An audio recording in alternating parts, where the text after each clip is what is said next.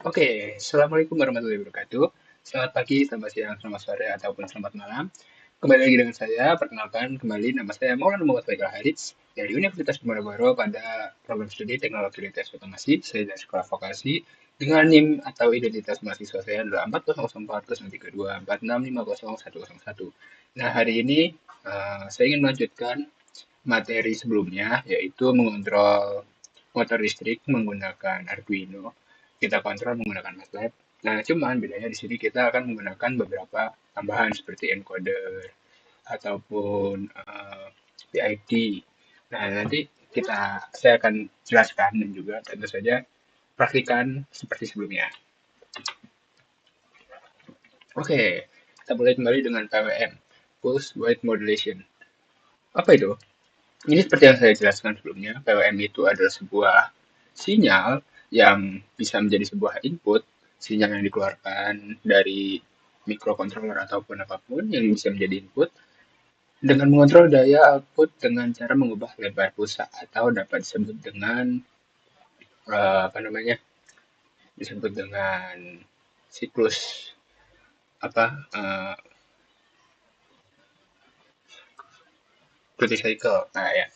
Nah, dengan mengatur rasio waktu di mana sinyal berada dalam keadaan waktu aktif dibandingkan waktu non-aktif atau duty cycle ini, PLN bisa menghasilkan variasi halus dalam daya yang diterima oleh perangkat. Oke, mungkin dalam PWM ini mungkin saya tidak jelaskan banyak, sebelumnya udah. Intinya PWM itu adalah kita bisa mengontrol seberapa lama eh, sinyal itu akan memberikan input aktif ataupun non-aktif dalam 100%. Misal 50% aktif, 50% non-aktif, atau 70% aktif, 30% non-aktif, atau sebagainya. Itu intinya PWM yang bisa diatur dengan sebutan duty cycle. Ya, parameter utama dalam PWM itu tentu untuk menunjukkan proporsi waktu sinyal berada dalam keadaan tinggi dibandingkan dengan periode total. Terus ada frekuensi yang mengacu pada beberapa sering siklus PWM terjadi dalam satu detik. Sedangkan ada juga amplitudo yang mengacu pada tingkat tegangan maksimumnya. Nah, ketiga parameter ini penting dalam aplikasi pengendalian ya karena itu bisa memungkinkan kontrol yang lebih presisi dan efisien. Ya intinya kita bisa mengatur lah antara tinggi maksimum gelombang atau dapat disebut dengan amplitudo atau juga frekuensi seberapa cepat sinyal itu atau ya duty cycle-nya sendiri itu bisa kita atur seperti itu. Ya aplikasinya di sini adalah mengendalikan motor DC. Kita mengendalikan motor DC dengan mengubah duty cycle.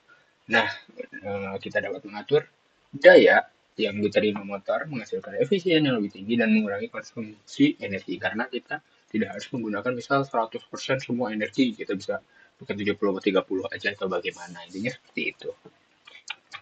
Oke, terus ya manfaatnya ya seperti yang saya jelaskan itu meningkatkan efisiensi energi dengan mengatur lebar pulsa yang cocok sehingga tidak ada pengeluaran berlebihan ataupun bisa mengefisiensikan penggunaannya. Terus juga kita bisa mengatur presisi terhadap kayak output daya dan seperti pada pengendalian motor. Dan juga itu juga bisa mengurangi pemborosan energi karena ya itu kita bisa menyesuaikan cocoknya itu berapa, persisnya berapa. Nah, itu juga artinya apa? Karena itu bisa memperpanjang umur perangkat, mengurangi panas yang dihasilkan, dan juga menjadi solusi efektif dalam aplikasi industri dan elektronika modern. Ya, yang kedua, kita pakai encoder 2 pin lagi, seperti sebelumnya. Encoder 2 pin itu intinya adalah sebuah perangkat yang berfungsi untuk mengukur posisi atau kecepatan objek dengan mengubah sinyal analog atau digital. Nah, encoder dapat memberikan informasi akurat tentang penggerakan suatu objek pada sistem pengukuran posisi. Encoder juga bekerja menghasilkan impuls yang proporsional terhadap jarak atau sudut putaran. Intinya, encoder itu sebuah perangkat di mana dia itu akan menerima data input, dia data tuh, oh dapat data masuknya tuh sekian sekian sekian. Nah kita bakal mendapatkan informasi akurat kan. Nah dari informasi akurat itu kita bisa meningkatkan efisiensi, presisi untuk mengendalikan perangkat tersebut karena kita dapatkan sinyal analog atau digitalnya secara tepat gitu. Intinya seperti itu. Nah sinyal di sini bisa disebut atau dikenal juga sebagai encoder kuadratur atau menghasilkan dua sinyal, bisa sebut A dan B, untuk menentukan posisi dan arah rotasi. Nah, jadi nanti kan sinyal bisa, kalau di sini bisa mengontrol perputarannya, arah pergerakannya. Nanti motor DC bisa diatur antara misal sinyal ke A itu misal positif. Otomatis dia memutar secara clockwise. Jangan misalnya B itu negatif nih, negatif ARR, negatif 255 di parameter. Itu artinya dia akan berputar secara anti clockwise. Ini seperti itu. Jadi A dan B ini memiliki fase offset yang memungkinkan pembacaan akurat dan berguna, salah satunya adalah mesin CNC ya. Itu kan memotong perputaran tuh. Nah, itu kontrol posisi dan kecepatan itu penting dan kinerjanya jadi optimal kalau kita pakai ini. Sinyal encoder. Yang bacanya sinyal ini tuh bergerak dalam fase offset, memungkinkan kita menentukan arah rotasi dan jumlah putaran ketika sinyal A berpindah dari rendah ke tinggi dan sinyal B sudah tinggi, berarti rotasi terjadi satu arah. Atau sebaliknya, jika sinyal A berpindah dari rendah ke tinggi dan sinyal B udah rendah, ya artinya arahnya berlawanan. Ya intinya seperti itulah. Ya, di sini pokoknya intinya untuk mengukur posisi dan juga kontrol kecepatan, kita bisa menggunakan encoder. Ya, contohnya di sini adalah lengan robot yang membutuhkan umpan balik real time untuk mencapai gerakan yang akurat. Nah, sekarang kita pakai sebuah fungsi MATLAB NaN. Jadi NaN itu ntar akan berupa codingan. NaN itu adalah not a number atau istilah yang digunakannya untuk pemrograman yang menandakan nilainya itu tidak terdefinisi atau tidak dapat dipresentasikan dengan angka. Nah, dalam konteks ini, itu tuh NaN itu sering muncul akibat kayak matematis yang tidak valid. Seperti pembagian nol. Kan pembagian nol tuh nggak bisa. Apa pembagian nol? Tak hingga. Biasanya nggak bisa tuh. Nah, kehadiran NaN ini nih menyebabkan kesalahan, error dalam perhitungan numerik karena angka-angkanya itu sebenarnya nggak valid gitu kan, angka-angka aneh. Nah, ini itu apa namanya digunakan ya fungsinya untuk itu menangani nilai-nilai agar proses analisis data itu tetap akurat dan andal, terutama saat bekerja pada data set besar atau data sensor gitu kan. Nah, dalam pemrograman dalam MATLAB nanti akan digunakan NaN juga. Ini digunakan untuk ya karena sering muncul masalah perhitungan yang angka-angkanya nggak valid. Ya intinya untuk mencegah error atau dalam pemrosesan. Ya ini penting kenapa ya kalau kita bekerja dengan data sensor yang mungkin nilainya tuh hilang atau nggak ada nilainya atau tidak valid, itu bisa disaring, bisa dihilangkan dengan menggunakan NaN ini menjadi nol nilainya. Ya dalam MATLAB fungsi isNaN atau ya isNaN itu digunakan untuk mengidentifikasi nilai NaN dalam dataset. Nah, ketika nilai NaN ditemukan, kita dapat menggantinya dengan nol menggunakan fungsi sederhana. Misalnya ya menggunakan pernyataan nih, datanya isNaN, habis itu dalam kurung data sama dengan nol. Artinya semua nilai yang tidak valid dalam array datanya itu bakal diubah jadi nol, karena itu kan cuma dengan nol. IsNaN data sama dengan nol, artinya diubah jadi nol. Nah itu penting soalnya ya itu untuk memastikan keakuratan dan perhitungan numerik agar mencegah adanya error yang bisa mengganggu analisis data, terutama pas olah data sensor, karena data sensor kan bisa secara analog tuh. Nah itu perlu ketelitian dan penelitian itu bisa menghasilkan angka-angka yang agak anomali gitu. Manfaatnya apa? Manfaatnya ya itu tadi untuk nilai NaN itu dapat menyebabkan error serius kalau misalnya nggak diatur, nggak dihilangkan. Nah, itu kita harus hilangkan. Dengan menggunakan fungsi ini, kita dapat memastikan bahwa tidak ada data yang hilang, tidak mempengaruhi hasil hitungan. Hal itu juga berguna untuk menangani data sensor, di mana sering terjadi missing value, dan implementasi fungsi yang dapat membantu integritas data dan mempermudah analisis lebih lanjut. Ya, selanjutnya kita bakal saturasi dan anti win up. Apa ini saturasi anti win up? Saturasi anti win up adalah kondisi di mana output dari akuator itu tidak dapat melebihi batas tertentu. Biasanya karena keterbatasan fisik atau elektris. Nah, dalam penggunaan kontrol, misal saturasi ini tuh Sebagai contoh nih, motor udah capai batas maksimum kecepatannya. Nah, sinyal kontrol ini kan udah maksimal. Jadi sinyal kontrol lebih lanjut tidak akan berdampak pada kinerja motor. Kenapa? Karena ini itu dapat menyebabkan overshoot atau oscillations. Jadi yang penting kita pahami itu ya biar kita tuh nggak capek overshoot di mana nilai batas sudah ada, mentok udah gitu. Nah, terus ada juga namanya efek integral wind up, yaitu ketika kontrol PID mengalami saturasi di mana keluaran melebihi batas maksimum yang dapat dicapai akuator, kesalahannya itu bakal diintegralkan menyebabkan kontrol harus menambah nilai keluaran sehingga meskipun sistem tidak dapat merespon, hal ini dapat mengakibatkan sistem menjadi tidak stabil atau lambat merespon perubahan. Nah, untuk mengatasi masalah ini, kita bisa menerapkan anti-wind up. Nah, untuk membatasi akumulasi kesalahan integral tersebut, biar dia itu nggak melewati batas, terus mengakibatkan sistemnya jadi nggak stabil atau lambat dalam merespon perubahannya. Karena ya, dia di atas gitu kan, harus respon dulu ke bawah ya. Terus konsep anti-wind up itu apa? Kan kita butuh itu. Nah, konsep anti-wind up itu penting ya. Penting dalam kontrol PID untuk mengatasi masalah yang muncul akibat saturasi output. Nah, saat akuator mencapai batas maksimum, akumulasi kesalahan integral dapat menyebabkan sistem menjadi tidak stabil ya. Nah, dengan menerapkan anti-wind up, integralnya itu bakal dibatasi sehingga tidak terus-terusan naik, terus-terusan meningkat, meskipun kesalahannya tetap ada. Jadi dia bakal dikoreksi terus-terusan, biar gak terus-terusan overshoot ya. Nah, hal itu memastikan respon sistem tetap stabil dan menjaga terjadi overshoot yang berlebihan saat kontrol kembali aktif setelah saturasi. Intinya begitu. Nah, implementasi anti-wind up apa? Oke, implementasinya adalah salah satunya ya untuk mencegah kelebihan ya, kelebihan saat output dari akuator itu mengalami saturasi.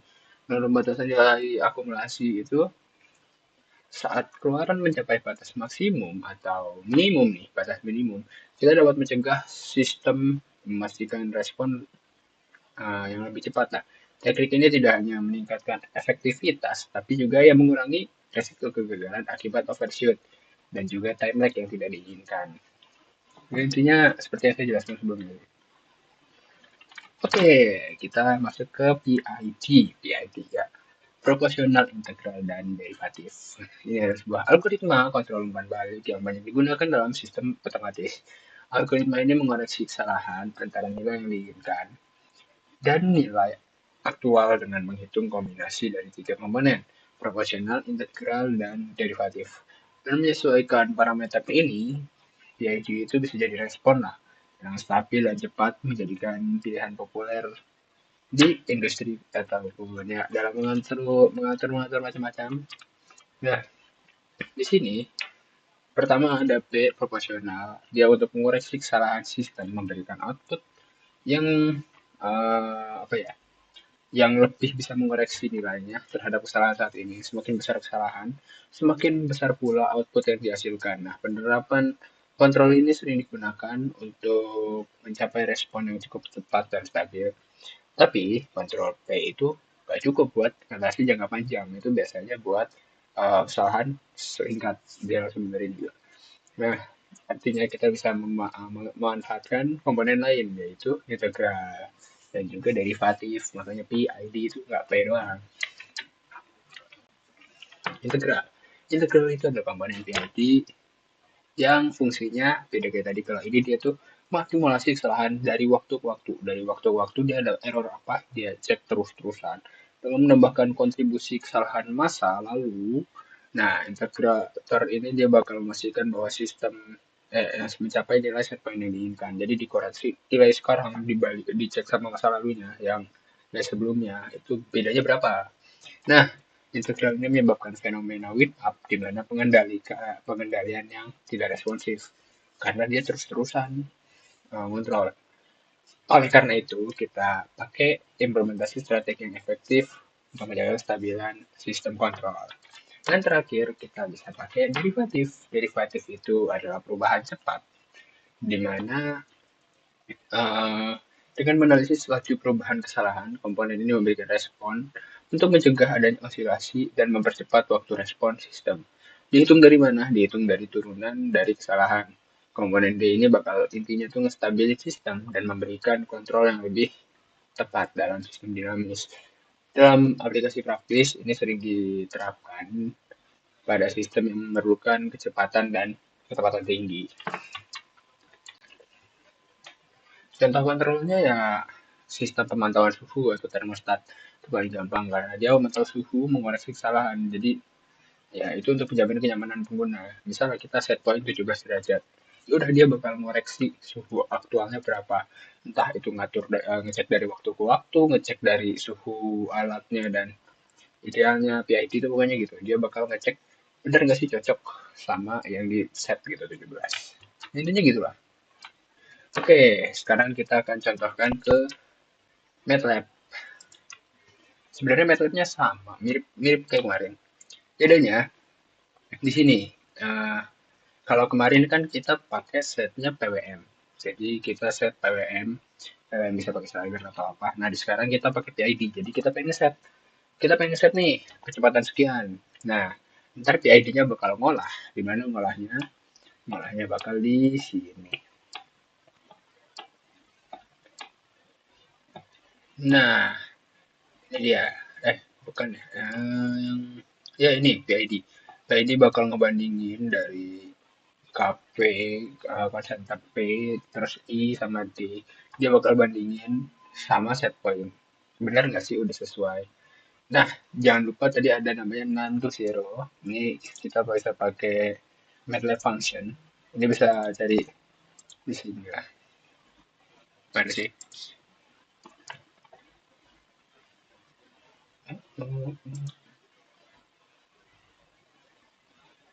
Saya tulis aja di sini MATLAB function misal. Waduh. Nah, ini nih MATLAB function. Fungsinya apa MATLAB function? Nah, MATLAB function itu kita bisa menulis fungsi di MATLAB. Intinya begitu ya. Jadi ini kita klik nih. Dia bakal ke uh, page yang untuk codingan. Nah, ini bisa kita tulis nih. Nah, fungsinya tadi untuk menghilangkan anomali-anomali nan. Jika ada nan, maka dia akan jadi nol. Gitu. Kita balik ke sini. Ya, terus ingat tadi juga dia membanding-bandingkan kayak misalnya integral. Integral kan dia membandingkan dengan data sebelumnya. Makanya kita pakai unit delay. Unit delay itu dia mundur melihat data sebelumnya itu berapa. Terus sama juga dengan derivatif. Derivatif juga sama. Dia bakal ngecek dia tuh kecepatannya berapa, mundur dari data sebelumnya. Terus dibandingin sama data time seperti sebelumnya lah ya, data time dari mana? Mana ya?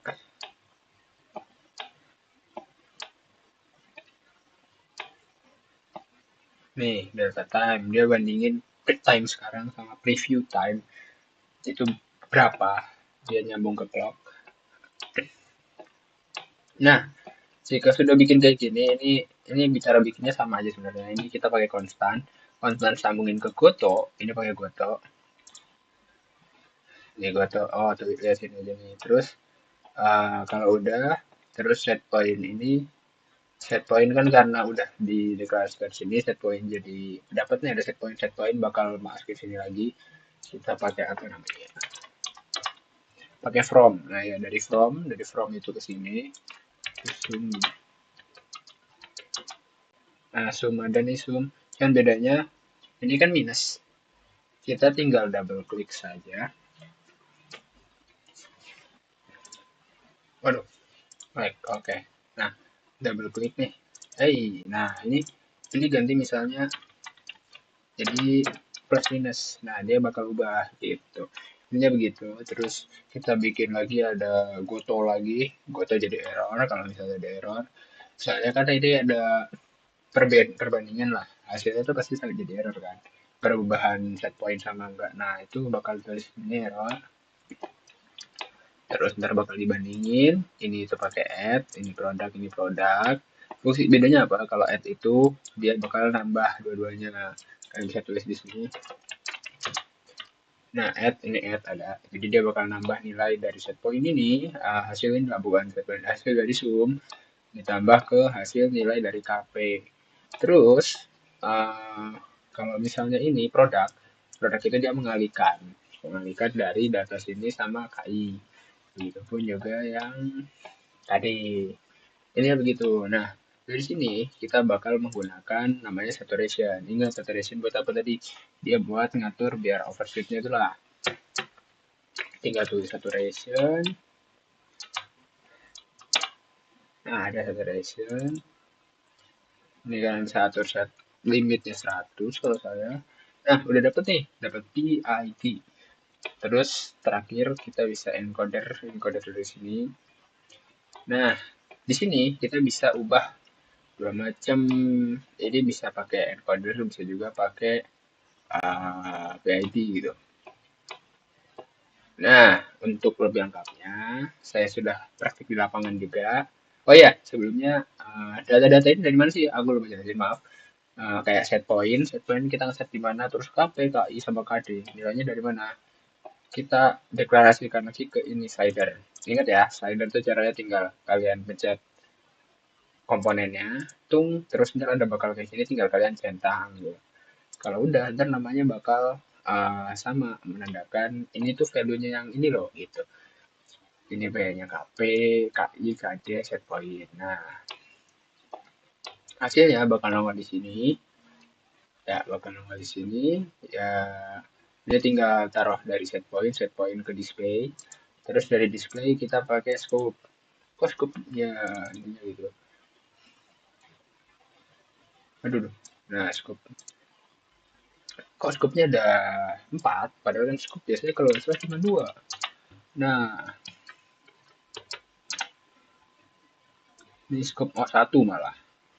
Caranya, ini kalian pencet bisa kalian plus. Bisa. Ini gedein lagi ya. Intinya ini 1, 2. Ini pokoknya gedein, ntar tinggal di plus aja. Ya, intinya gitulah. Nah, terus fungsinya apa? Kita lanjut ke lapangan. Ya. Assalamualaikum warahmatullahi wabarakatuh. Kembali lagi dengan saya Maulana Muhammad Haris dengan identitas mahasiswa 400402465001. Hari ini saya akan memotong motor dengan menggunakan PID dan di sini saya ingin mengatur speednya. Nah, di sini. Nah, dapat dilihat di sini ada 4 parameter yaitu set point, ada integral, terus ini buat yang ini P, ini I, ini D. Nah, ini adalah motornya. Nah, motor dapat berputar berdasarkan set point. Nah, seandainya set pointnya kita atur ke minus, dia bakal anti clockwise. Nah, anti clockwise kan. Nah, terus kalau misalnya diatur ke atas ke 200, dia bakal clockwise. Nah, untuk mengatur kecepatan ada 2 cara. Kita bisa mengubah antara I sama D, yaitu mengubah perhitungan antara error waktu ke waktu sama kecepatan. Nah, contoh nih, kita yang I-nya kita gedein, dia bakal berputar lebih cepat, ya kan? Nah, kalau misalnya kita pakai yang D, dia juga bakal bikin jadi cepat. Oke, sekian. Dah. Selanjutnya adalah encoder. Nah, ini di sini kan speed tadi tuh buat ngatur speed. Sekarang encoder itu buat posisi ntar grafiknya ada di mana. Nah, cara nentuinnya di sini sebenarnya lebih gampang. Ini set point ini kita misal ke min 255. Dia bakal sekali putaran sampai dia tuh 255. Ini udah nih 255 terus dia balik ke 0.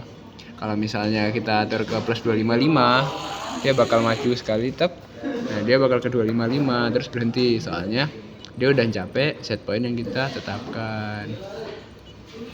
Ini ngaruh nggak? Nggak tahu. Ngaruh berarti. Pas motornya nggak tahu. Nah, selanjutnya ada juga fungsi buat integral. integral dia itu membandingkan perbedaan dari waktu ke waktu.